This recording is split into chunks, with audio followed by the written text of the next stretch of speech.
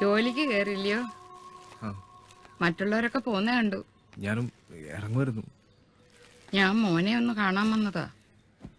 മോനെ അങ്ങോട്ട് വന്ന അടിപിടിയൊന്നും ഉണ്ടാക്കണ്ടായിരുന്നു. തെറ്റ് അവൻ്റേത് തന്നെ ആയിരിക്കാം, അതെനിക്കറിയാം.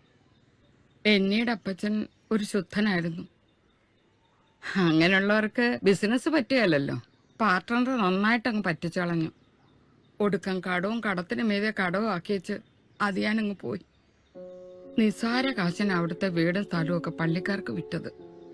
വിറ്റതെന്ന് പറയാൻ പറ്റത്തില്ല, അവരത് ഏറ്റെടുത്ത് ഞങ്ങളെ ഒന്ന് സഹായിച്ചത്. എന്നെങ്കിലും കാശുണ്ടാവുമ്പോ അത് തിരിച്ചു വാങ്ങിക്കാൻ അമ്മച്ചിന്ന് അവൻ എപ്പോഴും പറയും.